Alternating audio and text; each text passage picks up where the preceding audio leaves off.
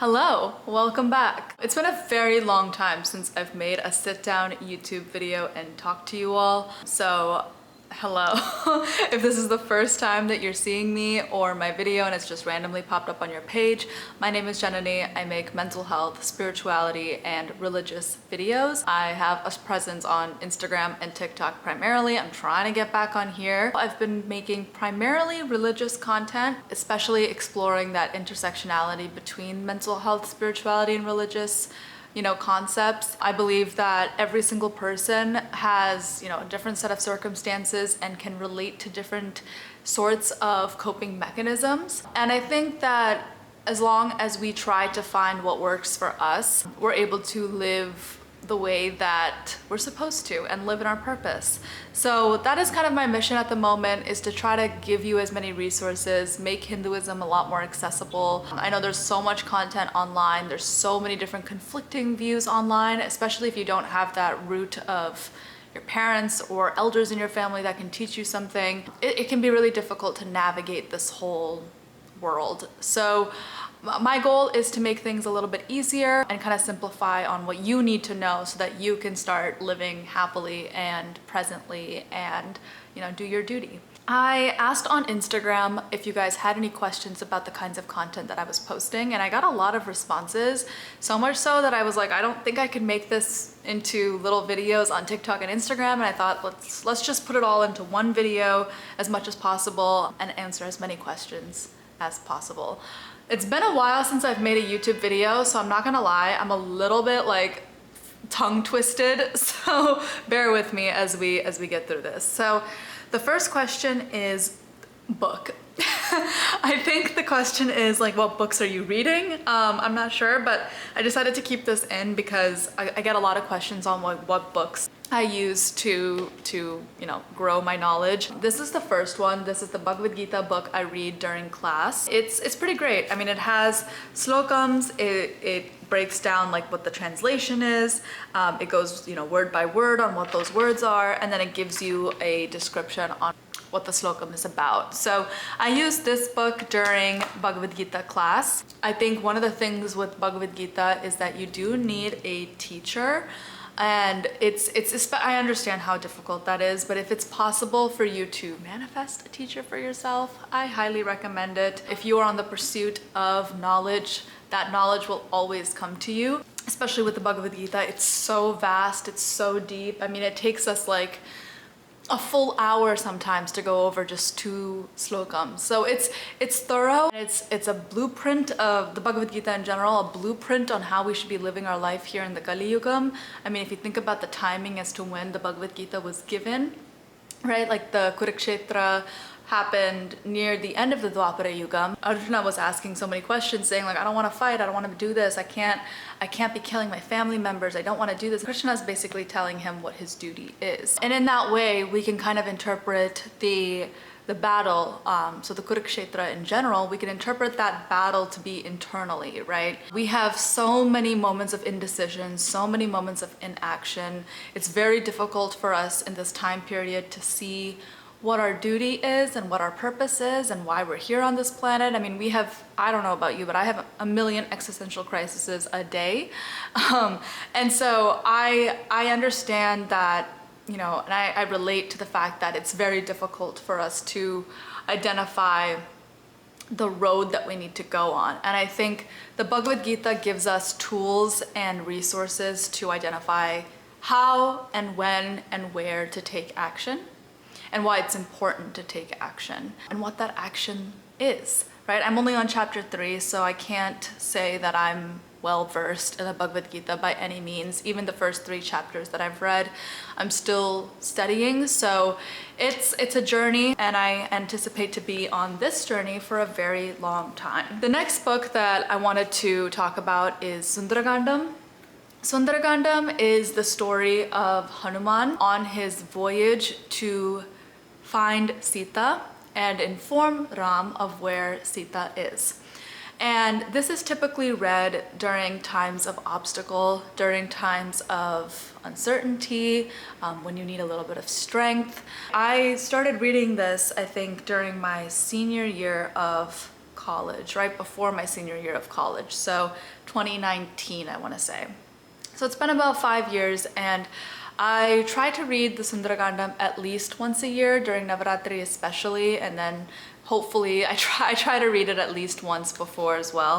I mean, it helps me in so many different ways. I have a very emotional connection to Hanuman, and I have a very emotional connection to Ramar, and I think that is part of the reason why this always hits hard for me. And for my during like the Kasi Yatra part of my wedding, this was in my husband's, or my now husband's, bag, and so this was kind of like a wedding gift of sorts. So this is from India. Sundaragandam does have like a certain strategy to read it. You have to read a certain amount of chapters in a certain amount of days. You can read it all in one day, you can read it in 3 days, you can read it in 5, 7, 9, and then you have to read certain chapters on those days. So there are rules with Sundaragandam, unlike, I mean, maybe there are rules to the Bhagavad Gita, but I try to preserve the sanctity of reading any sort of religious books. I don't really like to just pick up and read them. However, I will say the one exception to that is Srimad Bhagavatam. This is a journey that I'm only just now starting. I can't even really fully say wholeheartedly that I've started it. My goal this year is to get really involved in Srimad Bhagavatam, but to be frank, my priority has been the Bhagavad Gita, and with how much time that takes me just to read, I haven't been able to devote too much time to Srimad Bhagavatam, but it is a goal of mine to get to this year. But this is basically, so after the Kurukshetra, you know, Krishna leaves and Parikshit Maharaja becomes king, and that's Arjuna's grandson. And so this is kind of the telling of what happens during the Kali Yuga. So this is like our guidebook on how to navigate the Kali Yuga, what is the Kali Yuga, and multiple other things. It's considered a Purana, so it does have the history of all of time in here as well. So this is a beautiful resource, and I also got this from India. So that is the first question. Moving on. What is your take on destiny, free will, karma? Do we only have control over some parts of our life? So this is a really interesting question. I think free will and like predestiny has been, it's definitely a thought process that's been debated across so many different religions. But what helped me inform my perspective on predestination versus free will is astrology. So we're born in a certain location, on a certain day, at a certain time.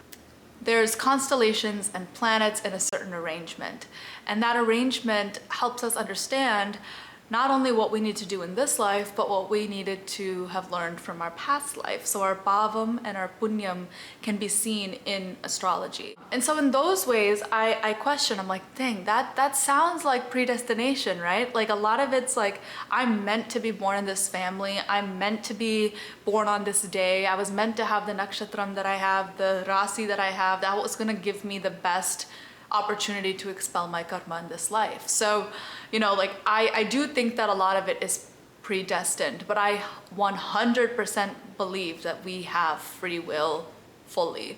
You know, I could literally just chuck my phone across the window and let it land on the street, right? I could do whatever I want, technically. But I use my friend as an example for this. He doesn't even know that I use him as an example as much as I do, but you know, he studies science, he's been into astronomy, and he's been wanting to be an astronaut for as long as I've known him. I think about him and I'm like, his entire focus is to become this astronaut, right? I don't have any of those wishes. I mean, I would love to be in space. I would love to go up in space, but it's not my life goal to contribute to science in that way, but it's his, right? And so in that way, it's like he was meant to go down that path, I was meant to go down this path, right? And in that way, we have this free will, but it's like within the constraints of what is predestined. Like I believe predestination is like a circle, and we're able to move within that circle in free will. And like some of the things that we can't control, right, are like where we were born, or who we were born to, or who was in our life at that moment, like what school we went to, things that we are naturally inclined in even, like I don't know if we have full control over that. So to me, that's like our karma, right? And like the family that we're born in, the lifestyle that we're born into, the amount of money that we're exposed to at a young age, the environment, all of those different factors are the best sort of puzzle piece to help us expel our karma in this life.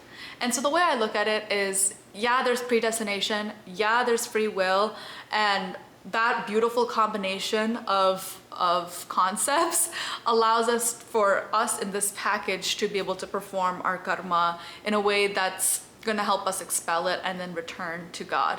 I hope that answers your question. Let me know if you want more of an explanation, but yeah, I really do think of free will to be in this tiny little circle of predestination, and that combination of characteristics allows us to expel our karma in this life.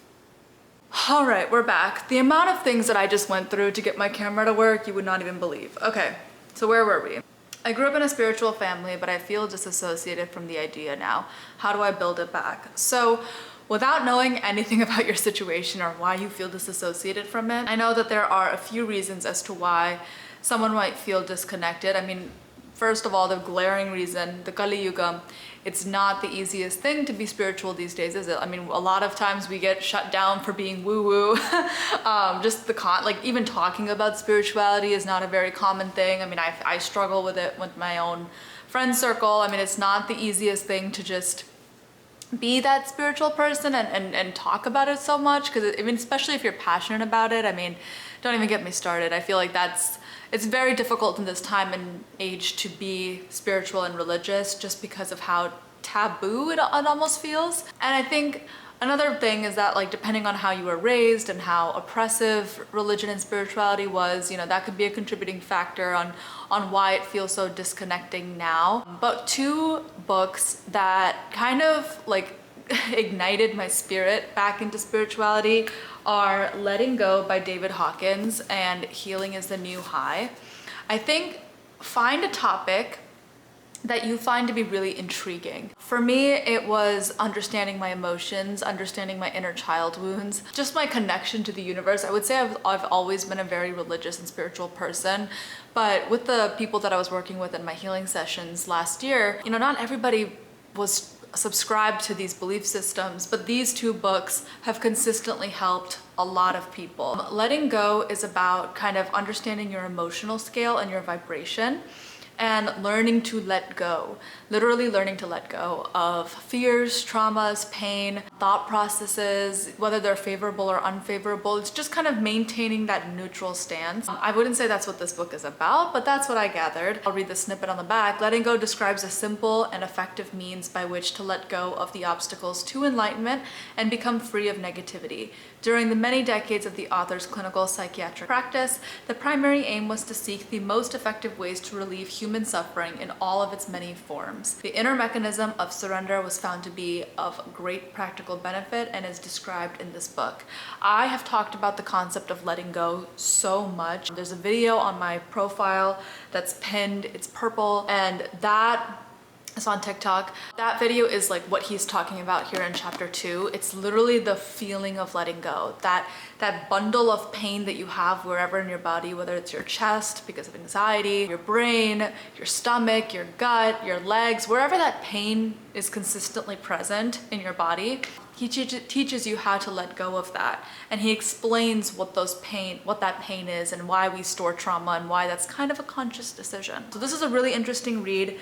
This book, goodness, triggered the hell out of me. It took me a really long time to read this. It's fantastic, but it's deep. And one of the biggest things that I took away from it is that it asks you to visit the things that you're ashamed of, visit the things that you were scared of, visit the things that have caused you to, you know, have this feeling of disrupt in your day-to-day. It was tough, honestly, like the journaling exercise that Vex kind of undergoes with you. And so this is a beautiful book. It's quick. I love the format of it. All of Vex King's books are fantastic. He's an amazing person and he writes really well. He writes it in a concise way, and who doesn't love a beautiful gold book. So these two books I feel like are pivotal. If these don't resonate with you, that's okay too. Find a topic within spirituality, mental health, and religion that can kind of be your anchor point. I would say for me, it's letting go, the concept of it. I find it to be very relevant for a lot of people. I think letting go in general is a very helpful and practical approach to like he says, free yourself from suffering. I also find past lives to be really interesting, astrology to be interesting, scripture. Just, I guess, find a topic that you really like, research it, see if there are books about it, watch YouTube videos. There's tons of resources online. The importance of finding that anchor point to spirituality is that you always need a reason to come back. I mean, life happens, shit happens, and it's one of those things where, you know, as much as we'd like to think of ourselves as like these really strong, infracturable humans, we're sensitive little beings, you know, and it's important for us to always have a reason to come back to God.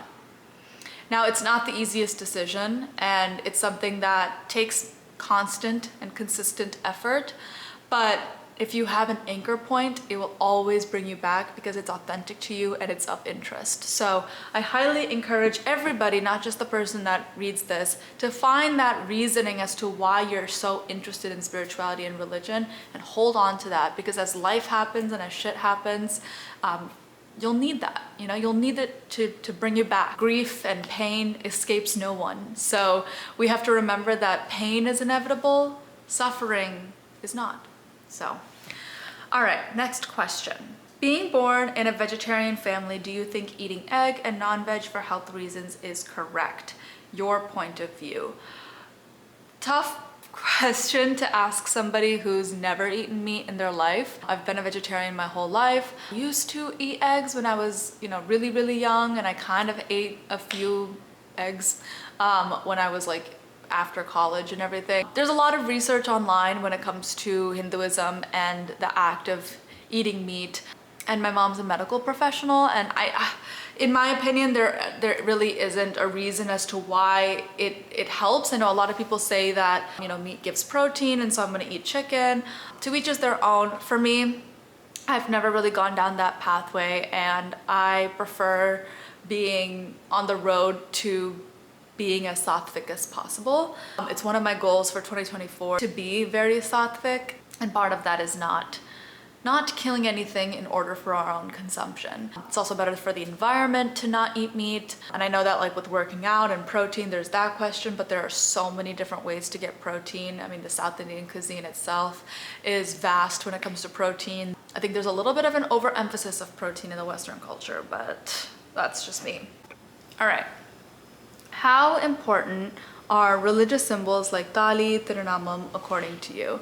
So this question reminds me of a story that my dad told me. I'm gonna butcher it, but moral of the story, we'll get there. Basically, a man went into a bar. He had the Tirunamam on his forehead, and everyone in the bar was like, what is this man doing here? Aren't you a man of God? Like, why are you in a bar? And the moral of the story was really to say that wearing these symbolic things, wearing these symbols is very important. It might seem like just a thing that you wear on your body, so how does it really matter that much?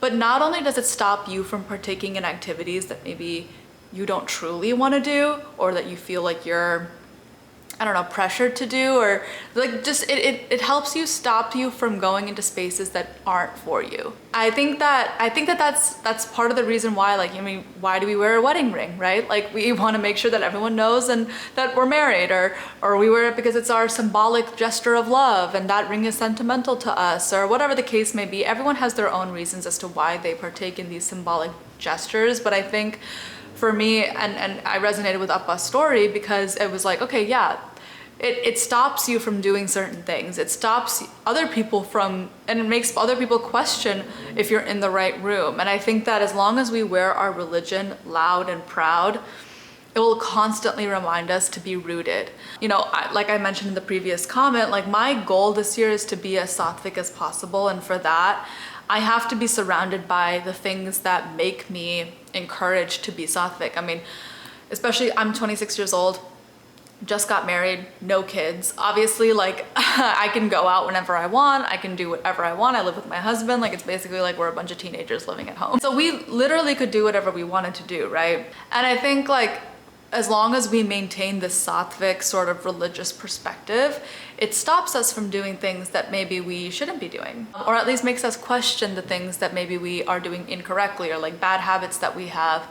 It helps us navigate that. And so having goals like I need to be more sattvic, or I want to be more anchored in religion, or I want to be anchored in more spirituality, or I want to take care of my mental health. I mean, the funny thing about doing any sort of religious thing or spiritual thing is that it does help our mental health. As much as we find it to be so annoying, going out on walks, you know, taking time to journal, taking time to pray, taking time to read these books, taking time to, you know, actually investigate our religion and investigate spirituality does improve our mental health. And unfortunately and fortunately, that's the key to life, right? Is to find the things that are going to help you and to do them. And I know how hard that is, and when you're in a rut and when you feel like you're stuck, or if you feel like you don't have any purpose in life, but that's again another reason why it's important to bring it all back to religion and spirituality. And so to answer your question, yes, I do believe that these symbols are very important. Next question is pretty subjective, but I'm gonna just answer it anyway. Do you recommend to find the right partner that has the same spiritual frequency beyond dogma surface level? So when I first started dating Kiran, we were friends for like years before we started dating. And at the time, I've always been a very religious person, always a very spiritual person. And when we first started dating, this man was like, I'm atheist. And it caused a lot of discussions between us. I'm not gonna say fights. They definitely got heated. And it definitely made me question in the beginning, like, was this gonna work? Was this not gonna work? And we kept going, we kept dating, obviously. And I didn't let the fact that he was atheist stop me from being with him, because, you know, at the end of the day, like, we had a lot of the same values. We were from the same type of family. You know, we're both Tamil. We both had the same, you know, view on life. We wanted to go into the same places. Like, everything else was aligned to the point where I was like, is it really super important for me for him to believe in God?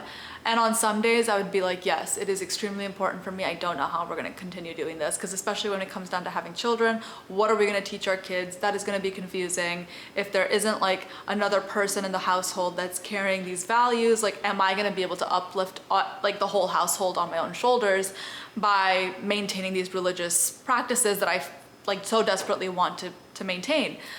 And it was a lot of like going back and forth with that internally. You know, obviously I try not to let him know, because I wouldn't want him to feel guilty, or, you know, that he had to change his perspective or anything.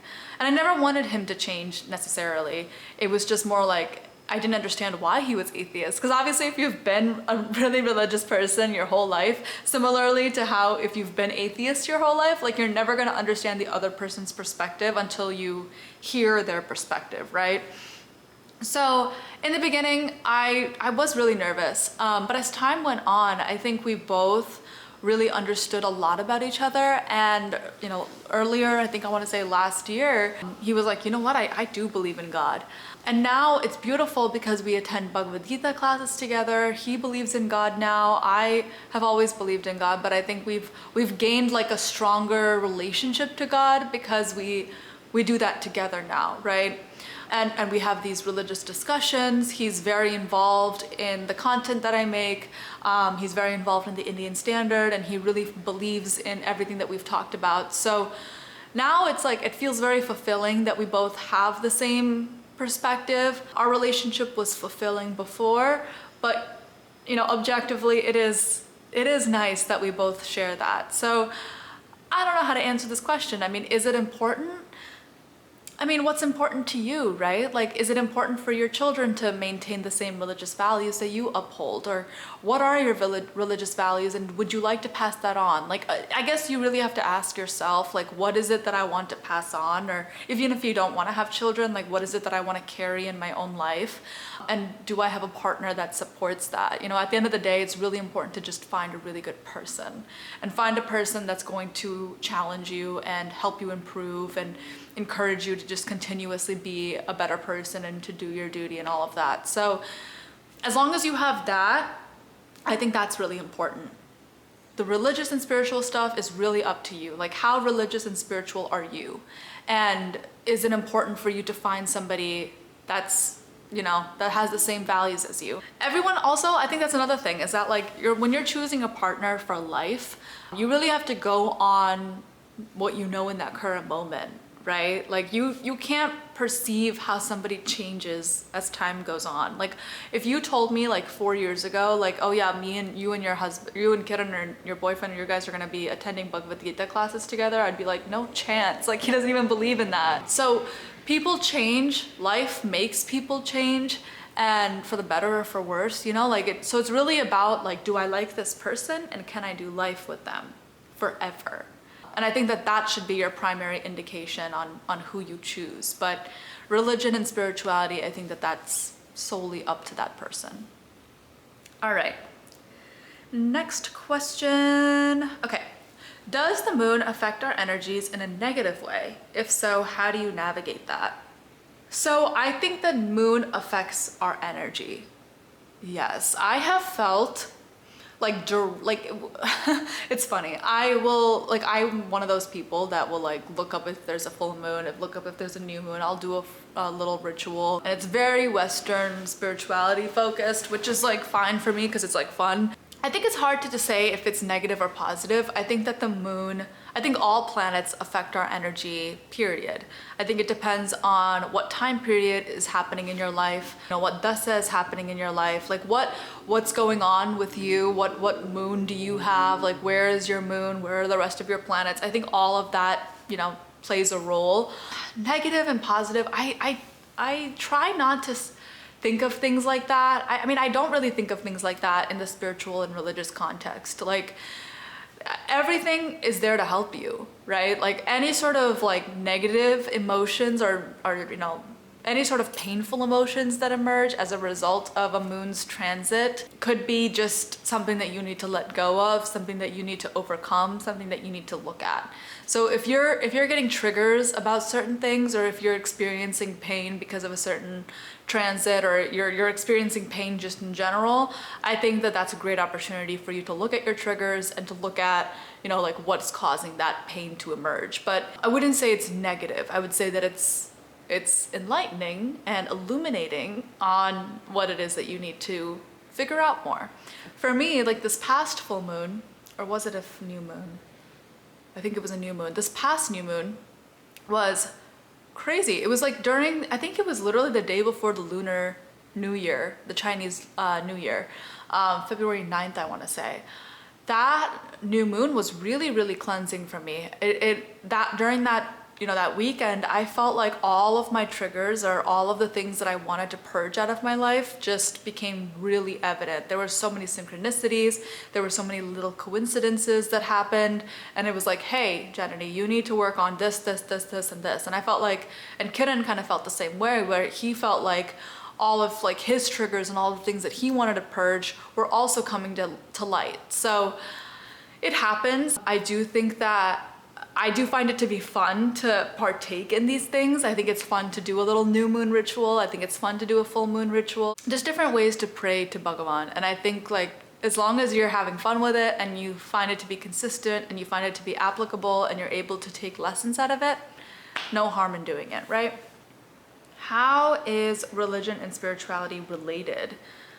I mean, you can't have one without the other, in my opinion. I mean, to me, religion is like structure. It's my scriptures, it's the history, it's the Vedam, it's the Puranas, it's the Bhagavad Gita, it's the Itihas, you know, Carnatic music. There's different types of ways to identify what your religion is, right? It's going to the temple, it's doing community service. The spirituality is more of like maybe your way of looking at life, but I think it's so hard to like separate the two. I do find them to be one and the same. I separate it in verbiage to help all of you, but it's, to me, I look at mental health, spirituality, and religion really one and the same, because I find that all of those things helps me expend my karma. And that's my main goal in life, is to expel my karma. It's to do my duty, do my dharma, and move on with my life, and go and not have a next life. So that's the goal. Rapid fire round, camera's freaking out, I'm freaking out. It's not great, but we're having a good time because we're answering your questions. All right. Should the pursuit of work and practice of faith be integrated into one or kept separate? According to the Bhagavad Gita, right, we need to look at the work that we do as work that we are doing for Bhagavan. And what that means is essentially any sort of, it's really to just do your duty and to give the results to God. Do your karma and give the results to God. I think I look at work in a different way, perhaps as a result of reading the Bhagavad Gita. I look at everything as work because, and when I say everything, I mean literally hanging out with friends, hanging out with family, doing this, literally doing my 9-to-5 job, talking to my parents. Everything is work because it's just what you do. It's the things that you do, and that doing is work. And if let's even take this a step back and say, if I had an expectation for almost every single action that I took, how exhausting would that be? And what do we know about expectations? Do not have them in general, right? Expectations really is that killer of joy. And especially when we're looking at work that we're doing, it's important for us to release the idea of what that result would be when we're actually doing that work. Like when I'm making this video, I'm not necessarily thinking like, I want these many views, or I want these many likes, or I'm gonna have this is the result of me making this video that's gonna come to me and back to me. No. The way to go about it is to do this work to my best ability and submit all of the results that I will get to God, because ultimately that's what's going to be happening. Just a little side note with the concept of karma, this is kind of off topic. And nothing that you do in this lifetime you don't necessarily reap what you sow in terms of karma in this lifetime. So all of the things that have happened, all of the actions that you take in this lifetime, all of the good deeds, all of the bad deeds, all of the deeds in general, don't get expended in this lifetime. So you don't reap the rewards, nor do you see the negative result of your doings in this lifetime. So every sort of karmic action that happens is a result of your past life. And all the actions that you do in this life will affect the next life.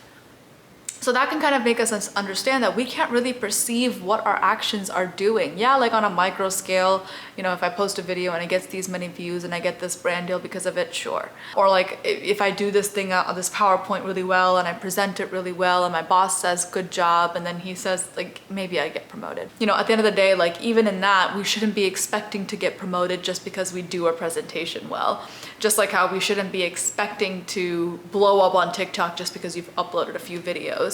Like it's one of those things where as long as you're doing your duty, you're doing your work to the best degree, and you're doing what you in your heart know is right to do, that's really all we need to leave it at. And let's be really honest here. If you do your work to the maximum capacity, you don't really have the brain power to think about the result because you're so consumed in the moment. You're so consumed in what you're doing physically. So there's no need for the perception of what's going to happen as a result of this, or what's going to happen as a result of that. Like it's not going to come in your brain if you are present, if you are doing your work diligently. That whole thought process of what will come won't enter your brain. So for those reasons, I believe that yoga and work are one. I look at spirituality, my 9-to-5 job, this work here, the Indian standard, hanging out with my husband, cooking at home, cleaning my house, talking to my parents. It's all work, and I do my very best to let go of expectations every single day. All right. I hope that answers your question. All right. How do we live in the present and not think of the future or the past? Same kind of thing. It keeps sounding like a broken record, but the best way to live in the present is to do your duty. Fill your day with things that are going to expand your mind, fill your heart, make you happy. You know, it's important for your mind, body, and soul to be ignited every single day. What do you do for your mind? Do you read? Do you journal? Do you introspect? Do you, listen to good music? Do you watch things that are healthy for you? You know, you're watching crime and hospital shows all the time, or are you watching things that are gonna make you smarter and a better functioning human in society? Your body, are you eating healthy? Are you drinking enough water? Are you getting your vegetables? Are you eating protein? Are you eating your fruits? Are you working out? Are you getting sunshine? Are you spending time in nature? For your soul, are you doing community service? Are you helping somebody? Are you praying? Are you doing your best to advance your Atma to the next stage? What are you doing to ignite your mind, body, and soul? And those things will help you stay in the present because it's gonna fill up your day. It's the same logic as the previous answer. You do your duty, you take care of your mind, body, and soul, and it will fill your day.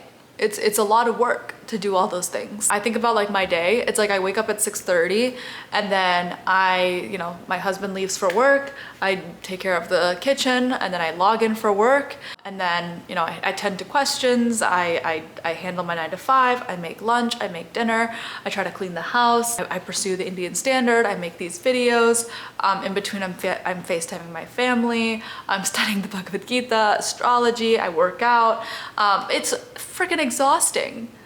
And that for sure will keep you in the present as long as you're doing those things without thinking about the future while you're doing those things, aka thinking about the result of the action that you're taking. How often do you think or predict the future in your mind and get upset that it doesn't happen exactly that same way? For me, all the time. But it's a work in progress to let go of that mentality. It's a work in progress to say, I'm not gonna expect anything anymore because my job is to do my job. And that helps you stay in the present. It helps you stay rooted. It helps you stay in your body. And working out and eating healthy, all of those things, those are very important to help you feel like you're in your body, right? Movement is really important. Staying active in your mind is really important. Learning new things. I mean, if you are out of college and you're working, like, does your job stimulate you? Are you using your whole brain when you're at work? And if you're not, how can you do that outside of work? Yeah, I know there isn't any time, but there's less time if we spend worrying about the past and the future. And the best way that I've learned to combat that is to really prioritize my mind, body, and soul as much as possible. I think that's all let's do one more. So I go to Bhagavad Gita class and I learned that we can only achieve enlightenment by not having any karma at all. And for that, we shouldn't indulge in good deeds. You'll get good karma, nor bad deeds, bad karma, and to do things in the name of God, which is pretty complicated to follow. Yeah, that sounds pretty complicated. I wanted to know how you stay connected to God. I can't read. I wanted to know what you do to stay connected to God, but also exist in the society and fulfill your duties, as society wouldn't be ready to accept this way of thinking. I wouldn't say that I subscribe to the idea of not having karma at all. Okay, I'm gonna just break this sentence down a little bit. So I learned that we can only achieve enlightenment by not having karma at all.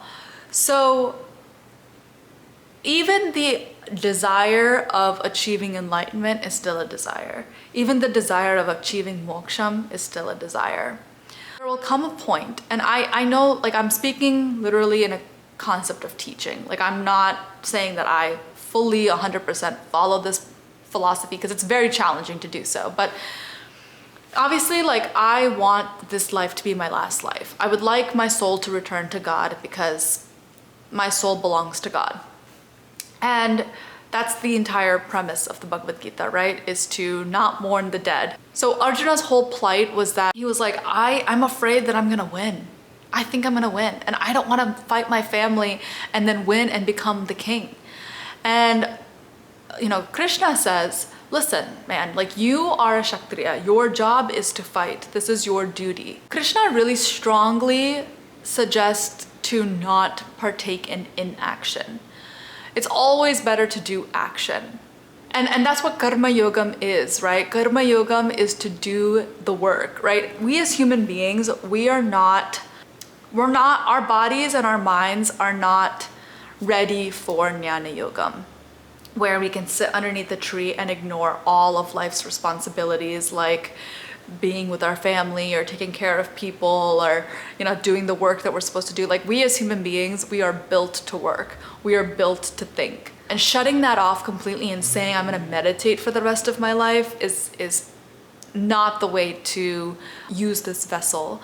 And so Krishna basically says, like, hey, you need to partake in karma yogam because that's what you are here for. And part of doing karma yogam is to physically do the work, is to take action. And so I don't know if I totally subscribe to the thought process that we shouldn't be indulging in good deeds or bad deeds. I think we need to do our duty and let the result be the result. And my comment before about not desiring moksham, like at some point, on the pathway of doing our duty, if I obtain moksham, wonderful. That's exactly what I would want. If I don't, God has a reason for that, right? And I know our goal is to obtain moksham and our goal is to not come back to this plane. I fully understand that and empathize with that. I have the same one. But I think part of it is just focusing on what we need to be doing right now, rather than focusing on where we're gonna end up going. I agree that society does not necessarily, accept this way of thinking. But I stay connected to God by doing my duty. And I know I must sound so annoying. I feel like I keep saying the same words over and over again. But it's so important to just think about the work that you're doing. Not in a way that's exhaustive. Obviously, I'm not telling anyone to burn themselves out. But it's important for you to do work. And that happens when you take action. And when you take action, you don't think about the result. And when you don't think about the result, you're able to actually do your job to the best ability. It helps you stay present. It helps you let go. It helps you feel better. It makes you happier because you're doing what your body is telling you to do in the first place. I really hope that you found something useful in this video. If there's anything that you want me to expand upon, I would be happy to make a second part. I hope to continue making videos like this, and I got a lot more questions about the Bhagavad Gita, and I'm still navigating on how I want to present my knowledge on the Bhagavad Gita. Today was kind of like a glimpse into some of the concepts. I really didn't go deep into slokams or anything in particular. So if you were interested in that kind of topic, let me know and I'd be happy to make a video or a few videos or a series or whatever the case is. I am not a guru. I am not a teacher. I am a student. And, I'm happy to share what I'm learning and, how I use it in my life. But I just want to level set that I'm a 26-year-old girl. And my interest and my obsession with all of this is, I'm very honored that you all have, asked me so many questions. I will do my very best to answer them and research and do my due diligence in that respect. But I am not a teacher. I am merely gonna just tell you what I've learned, all the different resources that I've gathered, the things that my father has taught me, the things that my mother has taught me. And I'm happy to relay that over to you. But yeah, I'm not a teacher. I'm just here to share what I've gathered. But yeah, I really appreciate you taking the time to listen to this video, and I hope you have a wonderful day. Thank you.